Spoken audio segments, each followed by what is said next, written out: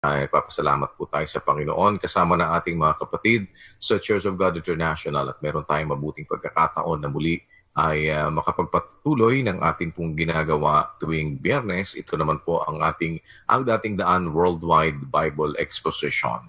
Kasama po natin ang kapatid na Eli Soriano. Kapatid na Eli, magandang araw po sa inyo. Magandang araw, magandang gabi sa inyong lahat mga kapatid, mga panauhin. Pati na yung ating mga hindi kapananampalataya na nakikinig at sumusubaybay para maghanap ng mali sa ating sinasabi. Alam niyo po yung paghahanap kung ang layon mo ay magtuwid ng mali. Maganda po yun. I appreciate kung makita nyo mali, sabihin nyo sa amin mali. At mapapag-usapan po yun. Salamat sa inyong pakikinig, pagsubaybay. Salamat po sa inyong matiyagang pagsubaybay. Umpisa na tayo, kapatid na Daniel. Opo, kapatid na Eli, at agad po tayong dumako sa atin pong kapatid mula sa Kamiling Tarlac po tayo. Isang born again din po ang ating magtatanong ay si kapatid na Mark Juan. Kapatid na Mark, sa'yo. Magandang gabi po, Brother Eli, Brother Daniel. Bali, sa simbahan po na aking ina-attendan, hanggat maaari po, hindi nila pinapayagan na ang isang miyembro, worker o leader ay suminta sa hindi niya kapanampalataya. At ang pinagbabatayan po nilang verse ay ang 2 Korinto 6:14 na huwag makikipamatok sa mga hindi sumasampalataya. Ngayon, ang tanong ko po ganito, makatarungan po ba yung ganong hatol na dahil hindi mo kapanampalataya ay hindi mo na siya pwedeng sintahin o mahalin? Hindi ko nakuhang buo yung unang bahagi ng question, kapatid na Daniel. Doon daw sa kanilang dinadaluhan niya, ay pinagbabawal ang, ano yun? Makipagkasintahan po o suminta sa hindi po nila kasama sa kanilang pananampalataya. Kapatid na Eli, kung worker man o miyembro man, hindi po pwede daw sa kanila, hindi pinapayagan. Alam mo, kapatid na Mark,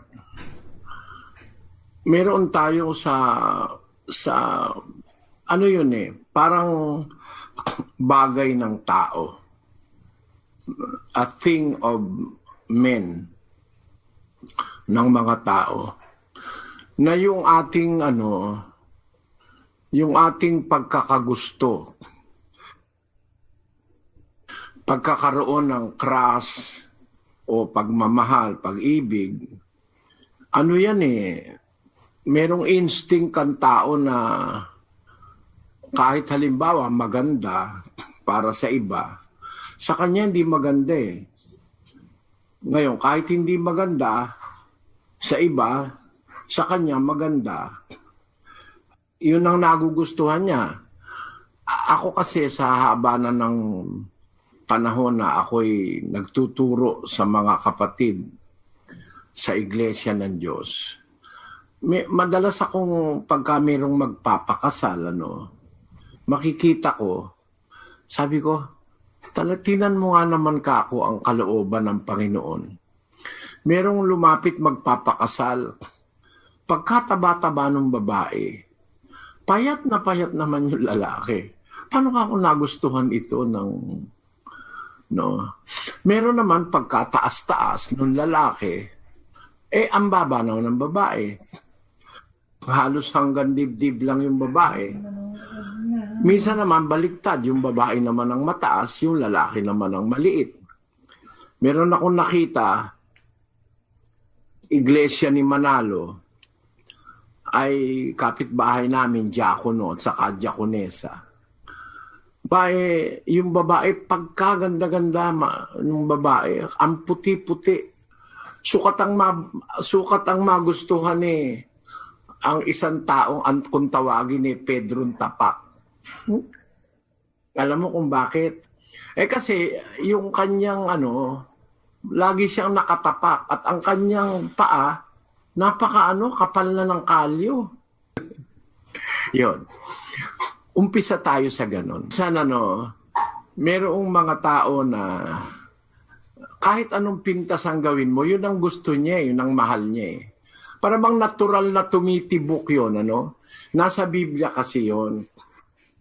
Si Jacob, yung pinaka-patriarka ng lahing Israel, na nanganak ng 12 anak.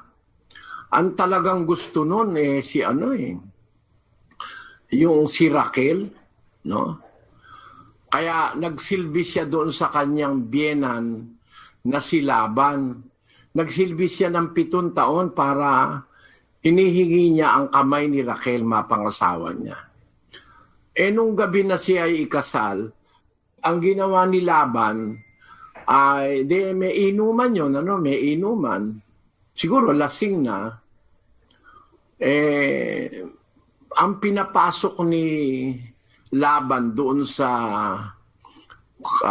tolda ni Jacob, si Leah. Nung magising siya kinabukasan at siguro pag sa ulian na ng isip, ang akala niya si Raquel yun, pero hindi pala si Leah.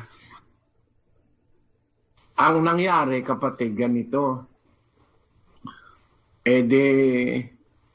Sabi, ba't mo ako dinaya? Sabi naman ni Laban, hindi namin kaugalian na ibibigay yung mas bata. Dapat yun munang pinakamatanda ang ibibigay, mapangasawa. Sabi ni Jacob, palibasa talagang gusto niya si Raquel. Sabi niya, maglilingkod ako sa iyo ng 7 taon pa. Ibigay mo rin sa akin susunod. Yun talagang gusto niya. Hindi ko na binabasa pero nasa Kapitulo 29 yan ng Henesis. Ngayon, ang punto ko doon, kapatid na Mark, meron talagang gusto mo Kahit meron ka ng bibigay sa yung iba, ayaw mo yun. Yung gusto mo talaga yung gusto mo.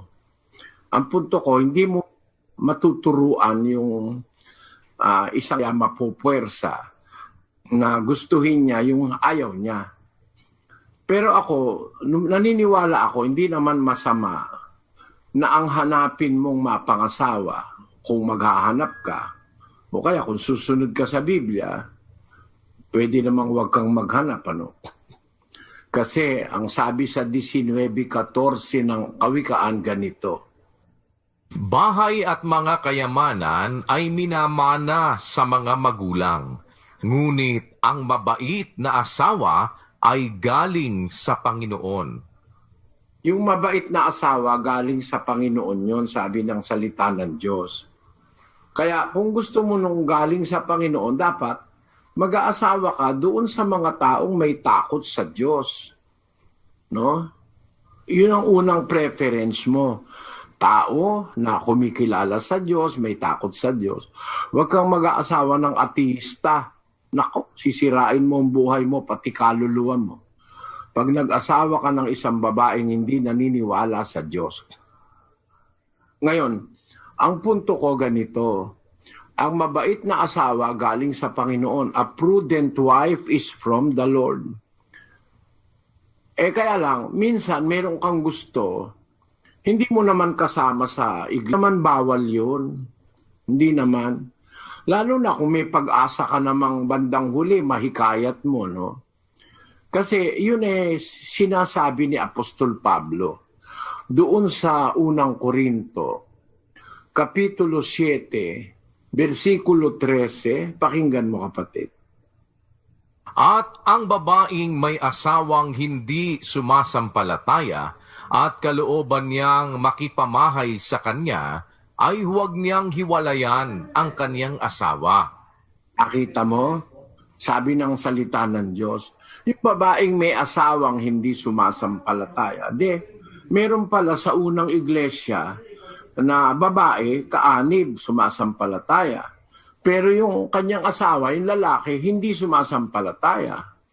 Hindi bawal kasi paano pinayagan niya, ang babaeng may asawang hindi sumasampalataya at kalooban ng hindi sumasampalatayang makipamaay sa kanya, kung ikaw yung babae, huwag mong hihiwalayan yung asawa. Kasi gusto namang makisama ng lalaki kahit hindi mo kapanampalataya. Meron lang tagubili ng mga apostol. Bawa, nagkaasawa ka, babae o lalaki, ikaw ang lalaki, ang mapapangasawa mo, babaeng hindi sumasampalataya. O kaya yung babae ang mapapangasawa, lalaking hindi sumasampalataya. Ang tagubilin lang ng apostol ganito, sa unang Pedro 3, versikulo 1, ganito nakasulat. Gayon din naman, kayong mga asawang babae, pasakop kayo sa inyong sari-sariling asawa, upang kung ang ilan ay hindi tumalima sa salita, ay mga hikayat ng walang salita sa pamamagitan ng ugali ng kani-kaniyang asawang babae. Yan ang utos sa mga babae sa iglesia. Kung yung asawa mo hindi naman tumatalima, hindi sumasampalataya, pakikisamahan mo ng mabuti para sa pamamagitan ng ugali mo. Bawa, upang ang ilan hindi tumalima sa salita, ayaw silang makinig sa salita, ay mga hikayat ng walang salita sa pamamagitan ng ugali ng kani-kanyang asawang babae. So ang pag-asa mo, sa mabuting pakikisama, mahihikayat mo siya later on. You can win your wife for the Lord or you can win your husband for the Lord. Yun ay nagaganap pag mabuti kang makisama, may pantas kang pakikisama sa asawa mo kahit hindi sumasampalataya. Gaya nung sinasabi sa talata, the wise soul, the wise wins, sa 11:30 ng Proverbs sa English, basahin natin kapatid na Daniel. The fruit of the righteous is a tree of life, and he that wins souls is wise. Pagiging pantas yung makahikayat ka. He that winneth soul. Basahin natin sa Tagalog. Ang bunga ng matuwid ay punong kahoy ng buhay, at siyang pantas ay humihikayat ng mga kaluluwa. Yung pantas, nakakahikayat ng mga kaluluwa. Yung kaluluwa, papunta sa Diyos, ano? Pero pag ang hihikayat sa tao, mga kampo ng demonyo, mas madaling manghikayat, Pero pagka yung panghihikayat sa Diyos, ang nakakagawa noon na makahikayat siya sa Diyos, ay yung pantas. Kaya merong provision, kapatid, sa Biblia. Kung nagustuhan mo, talagang yun ang gusto mo. You want to is particular person. Kahit hindi siya kapanampalataya, pwede naman, di naman ipinagbabawal yun. Kaya lang, meron kang tinitignan na obligasyon sa hinaharap. Mahihikayat mo ba siya? Sa magandang pakikisama mo, madadala mo ba siya sa Diyos? Kung ang sagot ng puso mo'y oo, pwede kang mag-asawa. Ganon ang aming tinuturo sa mga kapatid sa iglesia. Naintindihan mo, kapatid na Mark? Opo, Brother Eli. Yung iglesia mo hindi nagtuturo ng tama. Kinalulungkot ko. No? Okay, kapatid na Mark, sana ay patuloy kang sumubaybay sa ating mga Bible study at ating mga Bible exposition. At kung loloobin ng Diyos, inanyayahan ka namin sa Monday, pasimula ng ating mass indoctrination, June 1. Salamat kapatid na Mark at pagpalain ka nawa ng Panginoon. Si kapatid na Ben-Hur Galon ay atin pong puntahan at silipin natin kung okay na po ang ating linya mula po sa Tanay Rizal. Kapatid na Ben-Hur, tuloy po kayo. Subukan po natin. Sana ay maayos na po ang ating linya. Sige po. Magandang gabi po sa inyong lahat dyan. Brother Daniel, Brother Eli. Maraming salamat po sa pagkakadala ko po sa inyong araw sa gabing ito. Sige po, tuloy po kayo kapatid na Ben-Hur. Ano po ang inyong katanungan?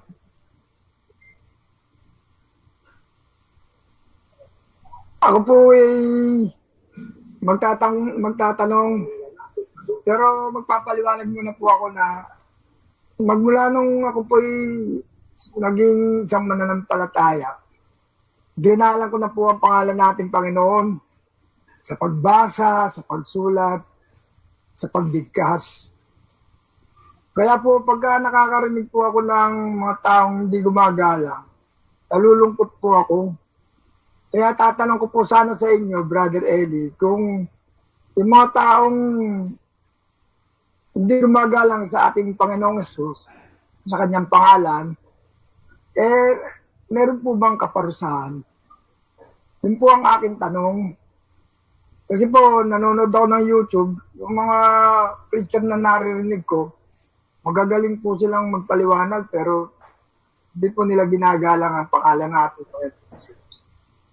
Kaya po, yun po ang aking tanong sa inyo. Brother Salamat po kapatid na Ben-Hur. Salamat at nagkarinigan tayo. Unang-una kapatid, yung paggalang sa pangalan ng Panginoon, hindi po yun ang pinakamataas eh. Ang utos po o ang kalooban, sabi doon sa Mateo 6:9, kapatid na Daniel, pakibasa mo. Magsidalangin nga kayo ng ganito, Ama namin na nasa langit ka, sambahin nawa ang pangalan mo. Nakita mo yan kapatid na Ben-Hur, Hindi lang galang sasambahin pa natin ang pangalan ng Ama, ng Panginoon Diyos. Ang ginagamit sa Griego na orihinal na wika na pinagkuhanan ngayon itong mga isinalin sa Tagalog, ang ginamit na salita yung Greek 37, hagiadzo. To make holy, ibig sabihin nun, i-consider mo yung pangalan ng Diyos na sagrado, siyang bagay na sagrado. To make holy. That is ceremonially purify or consecrate. Mentally, to venerate. Ibig sabihin ng venerate, sambahin. Tatratuhin mo ang pangalan ng Diyos na sagrado, sasambahin mo, Kaya lang, ang nilagay sa English, hallowed be thy name. Okay na rin, kasi yung salitang hallow, mayroong respect yun Pero, ang dapat sana itrato ito na sagrado. Mahigit pa sa paggalang. Kasi nga, sasambahin. Ang sabi ngayon sa Exodo, Kapitulo 20, pakinggan mo ang sabi, kapatid na 7, kapatid na Daniel. Huwag mong babanggitin ang pangalan ng Panginoon mong Diyos sa walang kabuluhan, sapagkat hindi aariin ng Panginoong walang sala ang bumanggit ng kaniyang pangalan sa walang kabuluhan. Ayon. Kaliko mo nga sagrado yun, hindi mo nga dapat gamitin o kuhanin gagamitin mo sa bagay na walang kabuluhan, kapatid. Yan ang isa sa mga utos sa 10 utos na huwag mong basta binabanggit o ginagamit ang pangalan ng Diyos sa walang kabuluhan. Yung salita namang itinranslate, huwag mong babanggitin. Ang pinanggalingang salita sa Hebreo ay nausaw, na ang kahulugan ay kuhanin. Kuhanin. It is literally, figuratively, absolutely, and relatively to accept, advance, arise, able to, etc., etc., etc. Ang daming kahulugan nung nausaw. Pero ang preferred meaning doon ay kuhanin o kunin. Tama ang pagkakatranslate sa English. Kasi sa English, hindi babanggitin ang sinabi eh. Ang nakalagay sa King James Version, thou shalt not take, huwag mong kukunin para gamitin, ilagay, banggitin. Thou shalt not take the name of the Lord thy God in vain. For the Lord will not hold him guiltless that taketh his name in vain. Tama, appropriate yung pagkakasalin sa English. Huwag mong kukunin at gagamitin ang pangalan ng Panginoon mong Diyos sa walang kabuluhan. Huwag mong babanggitin, pwede na rin, huwag mong gagamitin. Ayun. Hindi aariin ng Diyos na walang sala. So nagkakasala sila. Parang ganito, no? Para maintindihan mo ako, kapatid na Ben-Hur. Meron mga tao nagbibiruan. Ay, my God! Oh my God! Oh my God! Ganon ang ganon. Nagbibiruan lang, nagpapayabangan lang, nagkukwentuhan lang yung mga lasenggo. Oh my God, oh my God, oh Diyos ko, sabing ganon. Tapos, sa palengke, nagtatawaran yung bumibilit sa kayong tindera. Diyos ka naman ikaw, napakabarat mo. Sabi, Diyos ko naman, napakabarat. Ba't kailangan isama mo yung pangalan ng Diyos sa tawaran ng isda sa palengke? Dapat hindi ganon ang paggamit. Lumalabas, pag ginagamit mo sa walang kabuluhan, parang lumalabas kaaway ka ng Diyos. 139:20 ng awit. Pakinggan. Sapagkat sila'y nangagsasalita laban sa iyo ng kasamaan, at ginagamit ng iyong mga kaaway ang iyong pangalan sa walang kabuluhan. Ayon, ginagamit ng mga kaaway mo ang iyong pangalan sa walang kabuluhan. Ito ang pinakamabigat na kasalanan ng mga pastor ngayon. Ginagamit yung pangalan ng Diyos sa walang kabuluhan. Hindi lang yung mga miyembro nila ang gamit ng pangalan ng Diyos sa walang kabuluhan, kundi pati pastor siya ang pangunahin. Paano niya ginagamit sa walang kabuluhan? Pakinggan mo sa Marcos 7:7, kapatid na Benhar. Datapwat walang kabuluhan ang pagsamba nila sa akin, na nagtuturo ng kanilang pinakaaral ng mga utos ng mga tao. Ayon. Magtuturo sila sa kanilang iglesia, utos ng tao. Tapos sinasangkalan ang Diyos. Ganon. Dinadahilan ng Diyos. Cirulo eh. Matindi ang kawalanghiyaan nitong pastor na ito. Ito si Morris Cirulo. Sana marinig ako nitong walanghiyang matandang ito. No? Magsasalita ba naman dito sa Brazil, sasabihin, meron ikang sinabi ang Diyos sa akin na, alin yun, na pagpapalain ko kayo, sabi, bibigyan ko kayo ng pagpapalang pinansyal, sabi raw ng Diyos. Tapos, kaya lang, tuturo ko sa inyo, mananalangin ako, sabihin ko sa inyo, paano kayo makakatanggap.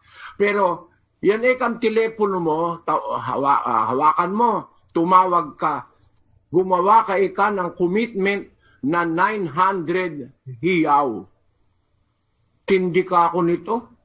Pinapasabi ba ng Diyos yun? Natitiyak wala sa Biblia yon. Itong pastor na ito, itong si Morris Cirulo, makapalang pagmumukha nito, isumbong ninyo ako sa kanya. Napakawalang hiyang pastor nito. Pakinggan nyo sandali, kundi walang hiya ito. Isa yan sa mga born again ngayon eh. Tuturo born again. Pakinggan nyo muna sandali. Que está trazendo uma palavra para você. Crede nos meus profetas e prosperareis. É o que diz a Bíblia. Então escute o que esse homem de Deus está falando com você. Tenho certeza que Deus vai mudar a sua história e a história da sua família. A história de negócios, de posições na sociedade. Isso é muito importante. Said to me, son, Deus disse a mim, filho, I want you to tell my people. eu quero que tu digas ao meu povo. In this Tignan mo ha? time, Yan, naiintindihan nyo naman English eh, sabi niya. Sabihin mo sa aking mga tauhan, to my people. Dito sa huling kapanahonang ito, sabi raw ng Diyos sa kanya, ulitin nga natin yung kapirasong punto na yon. Huwag mo na umpisahan doon sa Portuguese. Ang mas maintindihan nila yung English eh. Said to me, son, Deus disse a mim, filho, I want you to tell Sabi my niya, He said to me, son, sabi ka sa akin, anak, lumalabas, pinapalabas niya, anak siya ng Diyos. Pero ako, tutul ako agad, anak ng demonyo itong walang yang ito. Bakit? Manluloko ito eh. Pakinggan nyo. He said to me, son, ano raw, tuloy natin. na sociedade. Isso é muito importante. said to me, son, Deus disse a mim, filho, I want you to tell my people, eu quero que tu digas ao meu povo, in this end time, nesses últimos dias, I have a very special anointing eu tenho uma unção especial I'm going to release upon them. que eu vou liberar sobre o meu povo. Something I have never done before. Algo que eu nunca jamais fiz antes. I'm going to release upon them Eu vou liberar sobre eles a financial anointing. uma unção financeira. Today, E eu quero te dizer hoje, something that has never ever happened to you before in your life algo que nunca aconteceu antes na tua vida, will happen to you vai acontecer a ti. today Hoje, on this broadcast. neste programa, I am going to pray eu vou orar in just a few moments em poucos momentos for God to release His financial anointing upon your life. para Deus liberar a sua unção financeira sobre a tua vida. Now I'm going to tell you what the financial anointing is in just a moment. Eu vou te dizer o que é essa unção financeira em poucos momentos. But I want you to do this. Mas eu quero que você faça There's isso. a phone number on the screen right now. Existe um telefone aí na tela agora mesmo. If you want God to give you the financial anointing, Se você quer que Deus te dê a unção the financeira, end time financial anointing, a unção financeira dos últimos I dias, want you to pick up that phone. eu quero que você pegue esse telefone And I want you to make a commitment e eu quero que você faça um compromisso for 900 reals. para você semear R$900. You say, Brother Shula, I have never, ever done anything like that in my life, E você diz, irmão Cerula, eu nunca fiz isso na minha vida, especially especialmente not on television. para um programa de televisão. But I tell you, Mas eu te digo, when you sow what God is asking us to do today, quando você semear o que Deus está nos pedindo, Tingnan mo para yan, no? Tingnan mo yan, punto na yan. When you saw what God is asking us to do today, ba? Pagka itinanim mo yung hinihingi ng Diyos sa'yo ngayon, nanghihingi ba ang Diyos? Napakawalang hiya mo. You are shameless. You have lost every sense of shame. Morris Cirulo is asking for 900 reals. Shame on you. You are lying. Okay? 900 reals. Ganun ba kung humingi ang Diyos? May presyo? Wala namang ganun eh. Ang nasa Korinto, ikalawang Korinto 9, versikulo 7, pakinggan nyo.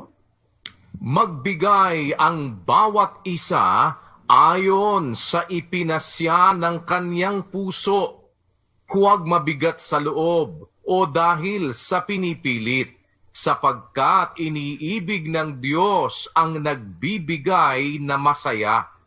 Ang sabi sa English, let every man according as he purposeth in his heart, so let him give, not grudgingly or of necessity, for God loveth a cheerful giver. I'm sorry to say this, but I have that feeling in my heart to show unto you people, pastors, leaders of religious groups that uses the name of the Lord our God in vain, in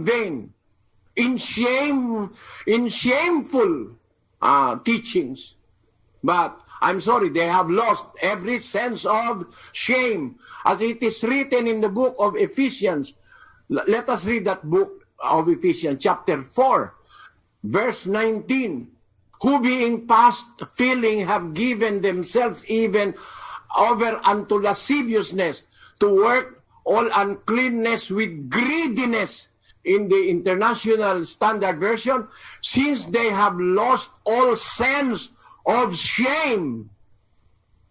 They have lost all sense of shame. They have abandoned themselves to sensuality and practice every kind of sexual perversion without restraint. Napakatitindi ng kawalanghiyaan nitong mga taong ito. Kagaya niyan, nako, sana makaharap ko yan. Gusto ko makaharap ko yung mga pastor na yan eh. Kahit na teleconferencing eh. Where in the Bible can you prove that on a particular day you are talking to the Brazilian that God is asking for 900 reals?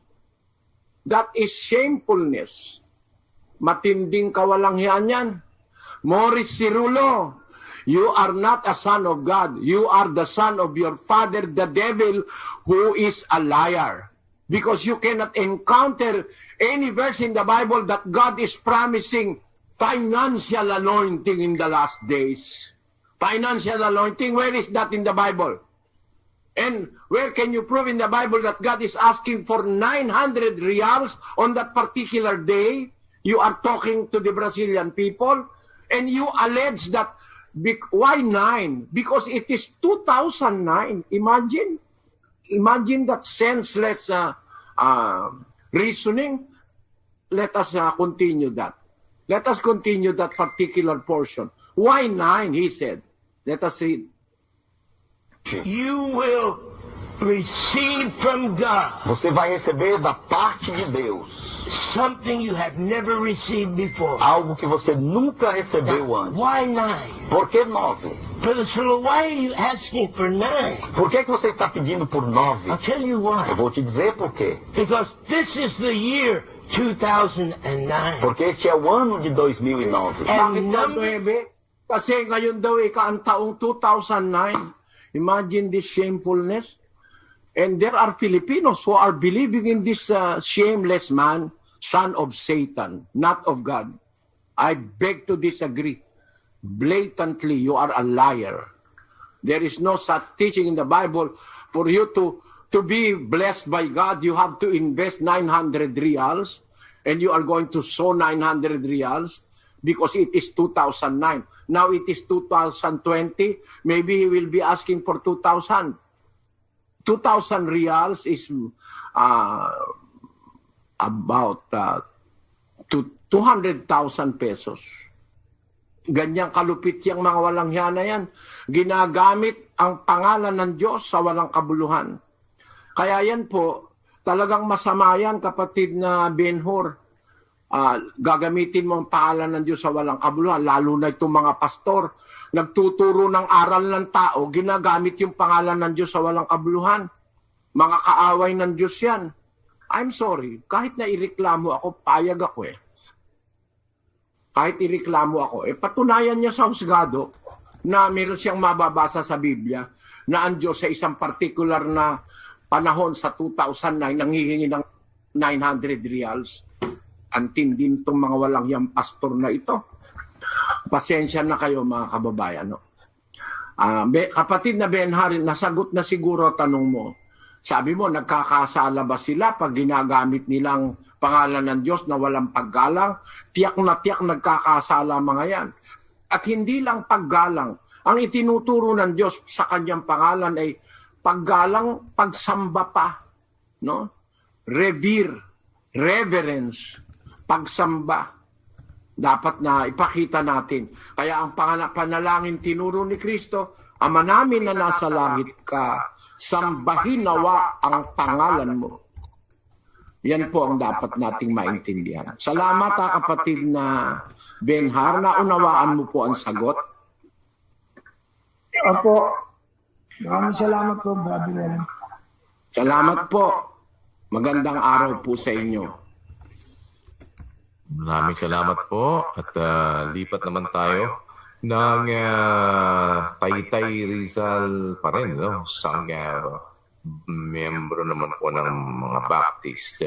Si kapatid na Gilbert po sa inyo. Salamat po at magandang gabi rin po sa inyo. Ako po ay naparito sa platform ninyo dahil may mga kapatid ho ako na nahikayat na po ninyo. And of course, nabanggit mo dyan ay baptist, although I wasn't able to mention that dun sa facilitator ninyo. But anyway, yes, I am. And ayun nga, yung aking kapatid na nasa inyo ay, of course, nagtatalo kami minsan. At sa aming mga pagtatalo ay lagi niya po akong hinahamon. At recently ay hinamon niya ulit ako. Kaya ang sabi niya, and I quote, "Kung mahal mo kami kuya sa aming kaligtasan, pamalian mo sa harap ni Brother Eli yung tinuturo sa amin." Pag-usap. Kapag napamalian mo ang Panginoon ng kapatid na Eli, aanib kami sa iyo. So, yan po yung dahilan kung bakit po ako nandito. Ang pinakadahilan ko po ay mahal ko itong mga kapatid kong ito. And I believe that, well, ito namang sa inyo, ang ganda ng mga turo ninyo. Okay? Sir Eli kanina regarding yung mga taga-Brazil of using the name of God in vain. Well, totoo naman yun. But regarding my love with my brethren, I believe that my family members na nasa inyo ngayon ay they were only believe. I'm sorry to, wala na kasi akong ibang word na i-describe it. I believe that they were only deceived by the cunning craftiness of the deceiver. And the deceiver were able to pervert the true gospel of the Lord Jesus Christ and added some spell. And that is why those that are deceived cannot believe and cannot confess that they are now or they are already saved. Well, I don't know. Nakikinig ako talaga sa mga videos ni Sir Eli Soriano.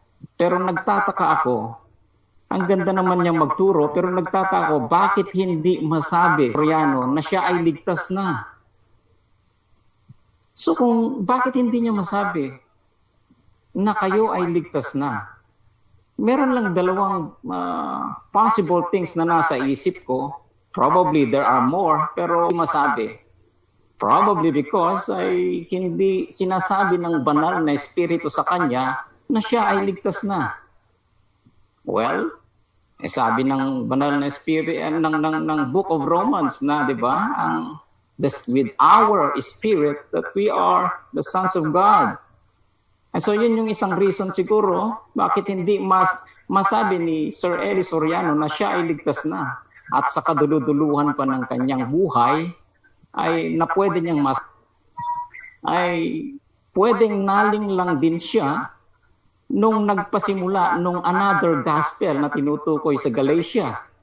Na akala niya ay kulang pa yung gospel ni Hesukristo. Kaya niya ito dadagdagan pa ng mga mabubuting gawa. Kaya hindi niya pa nasasabi hanggang ngayon.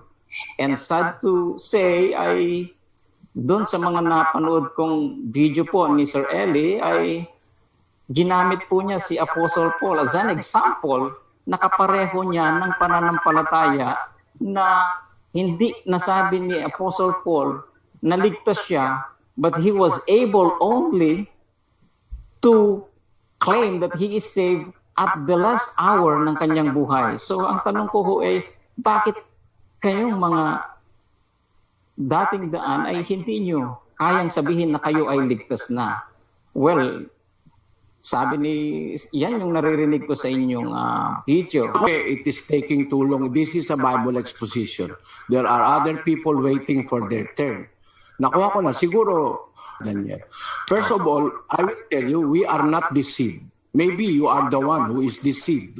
I do not know any other word to answer your allegation that we are deceived by the deceiver. The deceiver is Satan, but we are not deceived by Satan. We follow the strict words of God in the Bible.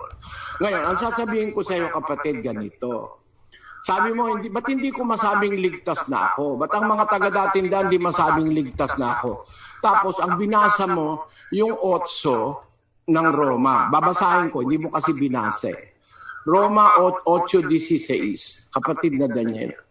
Ang Espiritu rin ang nagpapatotoo, kasama ng ating Espiritu, na tayo'y mga anak ng Diyos. Ayan. Yung pagiging anak ng Diyos, kapatid, hindi ang ibig sabihin, ligtas ka na agad. No? Hindi ang ibig sabihin ng pagiging anak ng Diyos, ligtas ka na agad. Pakita ko sa iyo ang pruweba. Siguro titinuro sa iyo ng pastor mo, no? Hindi ba si Adan ay anak ng Diyos? Ibig ba sabihin, ligtas na agad si Adan dahil tinawag siyang anak ng Diyos? Ganun ba ang interpretasyon niyo sa Biblia? Ganun ba kagarapal ang interpretasyon ng Baptist? Basahin natin ang Lucas, Kapitulo 3, yung huling-huling talata dun sa lineage ng Panginoon Kristo. Umpisahan mo sa 3:23, kapatid na Daniel. At si Jesus din, nang magpasimula siyang magturo, ay may gulang na 30 taon na anak, ayon sa sinasapantaha ni Jose, ni Eli, ni Matat, ni Levi, ni Melki, ni Hane, ni Jose. Ayan. Pagkatapos, ano natin, lumundag tayo, mahaba kasi, na anak ni Enos, ni Seth, ni Adam ng Diyos. Di ba si Adam anak ng Diyos? Ano nangyari kay Adam? Ligtas na. Matindi kayo. Hindi ko mo anak ng Diyos, ligtas na. Iba yung ligtas kaysa sa anak ng Diyos. Merong anak ng Diyos, umaalis sa pagiging anak ng Diyos. Alam nyo ba yon, mga Baptist, mga ministro ng Baptist? Noong ginagawa ang sanlibutan, merong mga nag-aawitang anak ng Diyos. 34:8 ni Job. Pakinggan nyo. 38:4 ni Job. Kapatid na Daniel. Saan ka nandoon nang ilagay ko ang mga patibayan ng lupa? Ipahayag mo kung mayroon kang unawa. Sinong naglagay ng mga sukat niyaon kung iyong nalalaman? O sinong nag-unat ng panukat diyan? Sa ano nalagay ang kaniyang mga patibayan? O sinong naglagay ng batong panulok niyaon? Nang magsiawit na magkakasama ang mga bituin pang umaga, at ang lahat ng mga anak na lalaki ng Diyos ay naghihiyawan sa kagalakan. Ayan, nung palang ginagawa ang mundo, meron palang mga anak ng Diyos noon, sons of God, na tuwan-tuwa, nilikha ng Diyos ang mundo, wala pang tao noon. Itong mga anak ng Diyos na ito na sinasabi ni Job ay mga anghel. Tinatawag na mga bituing pang umaga.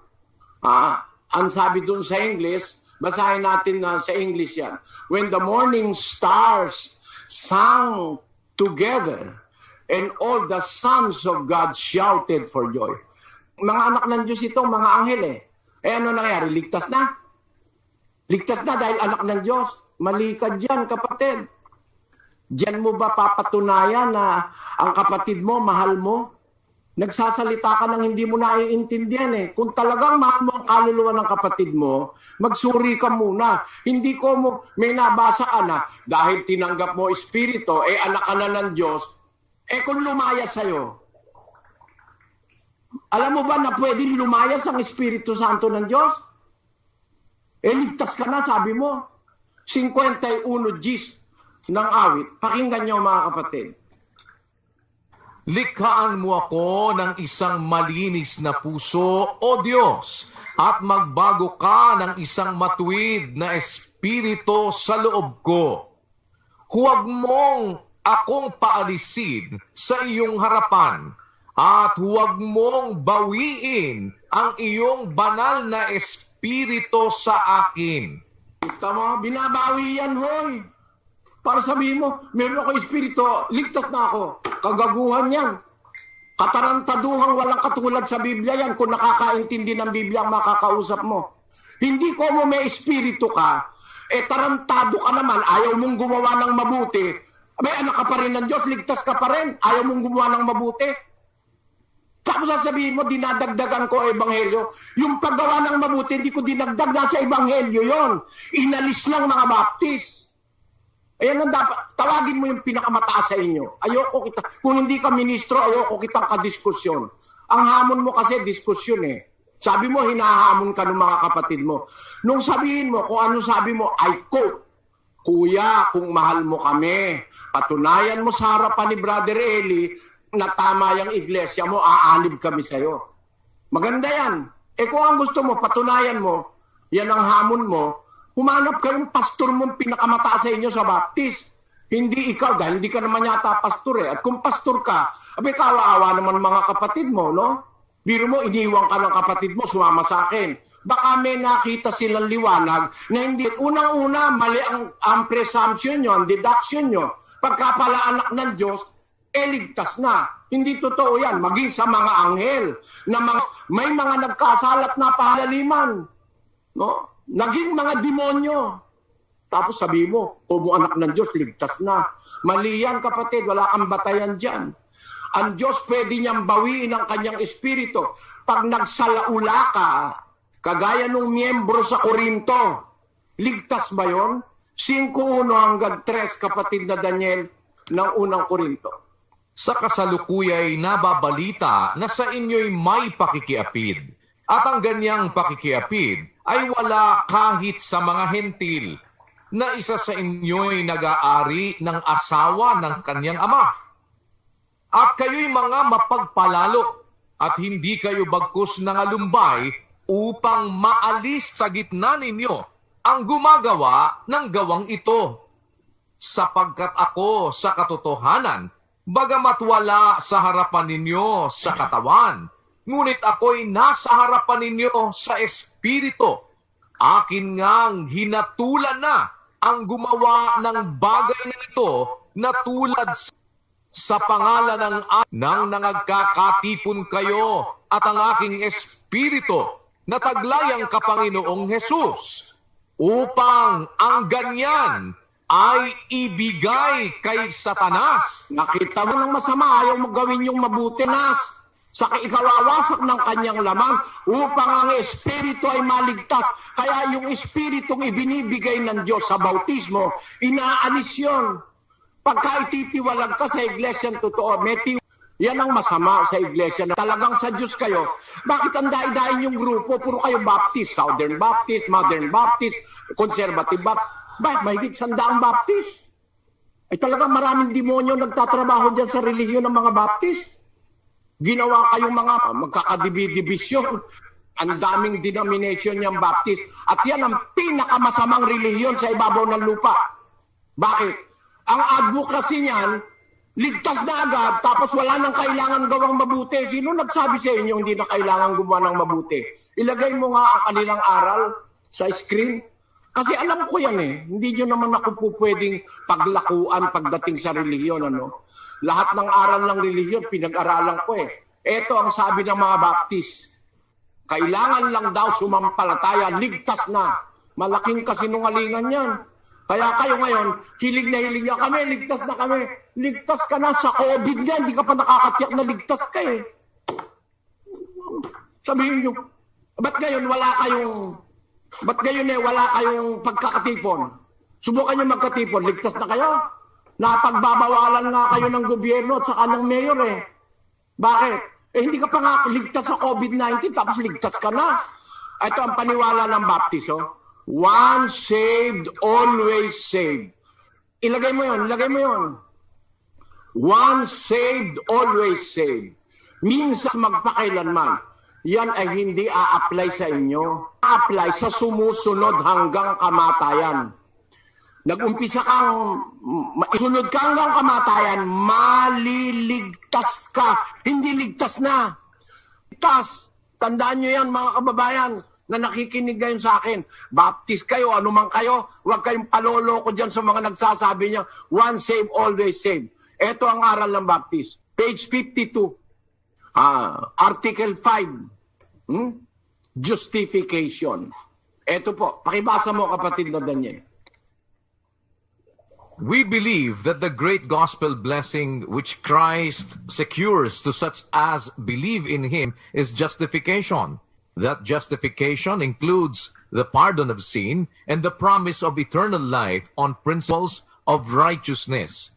That it is bestowed not in consideration of any works of righteousness which we have done, but solely through faith in the Redeemer's blood, by virtue of which... Tinan niyo sinungalingan yan.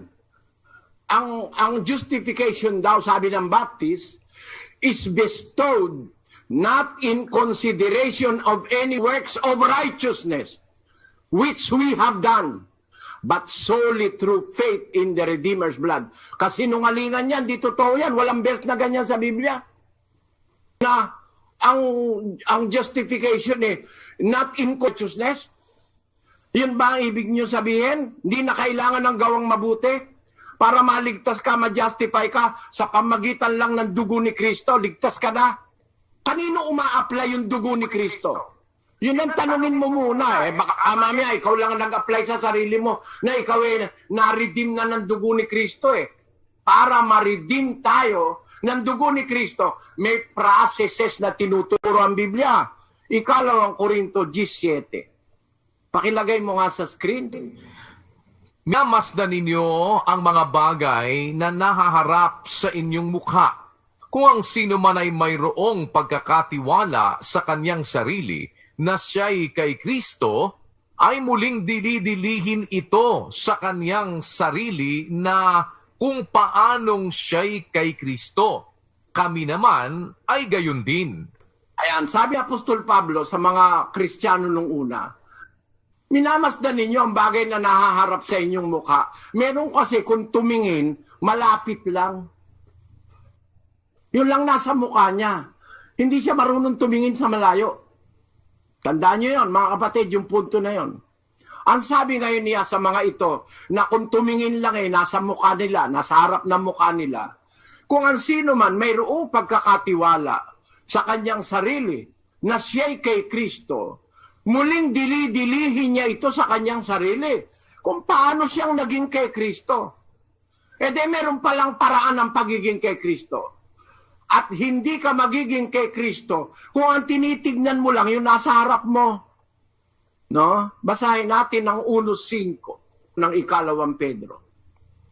Oo, at dahil din dito, sa pagkaragdag sa ganang inyo ng buong sikap, ay idagdag ninyo sa inyong pananampalataya ang kagalingan, at sa kagalingan ay ang kaalaman, at sa kaalaman ay ang pagpipigil, at sa pagpipigil ay ang pagtitiis, at sa pagtitiis ay ang kabanalan. At nakikita mo ba ito, kapatid, na Baptist? Ang sabi ni Apostol Pedro, sa pagkaragdag sa ganang inyo ng buong sikap, idagdag nyo sa inyong pananampalataya. Add to your faith. Sasabihin mo ngayon, faith alone can save. Once saved, always minus good works. Add to your faith virtue. And to virtue, add knowledge. And to knowledge, add temperance, and to temperance, patience, and to patience, add godliness, and to godliness, add brotherly kindness, add to brotherly kindness, charity. And for if these things be in you and abound, they make you that ye shall neither be barren nor unfruitful in the knowledge of the Lord Jesus Christ. But he that lacketh these things is blind and cannot see afar off. Ayan, kung tumingin, malapit lang. Beyond faith, God expects us to do something good or things that are good. Beyond faith. Kung hanggang faith ka lang, no? Bulag ka, sabi ng Biblia. Basahin ko ulit sa Tagalog. Pakinggan nyo, ha? Ang sabi sa 1:5, Oo, dahil din dito, sa pagkaragdag sa ganang inyo ng buong sikap, idagdag ninyo sa inyong pananampalataya ang kagalingan. Sa kagalingan ay ang kaalaman, at sa kaalaman ay ang pagpipigil. At sa pagpipigil ay ang pagtitiis. At sa pagtitiis ay ang kabanalan. At sa kabanalan ay ang mabuting kalooban sa kapatid. At sa mabuting kalooban sa kapatid, idagdag nyo ang pag-ibig. At sapagkat kung nasa inyong mga bagay at sumasagana, hindi kayo pababayaang maging mga tamad o walang bunga sa pagkakilala sa ating Panginoon Kristo. Datapwat, yung wala ng bagay na ito bulag, kaya bulag ang baptis eh. Hindi makakaintindi ng Biblia. Ayaw nang gumawa ng mabuti. Yung bang pag-ibig sa kapatid, pag-ibig sa kapwa, hindi ba yun gawa ng mabuti?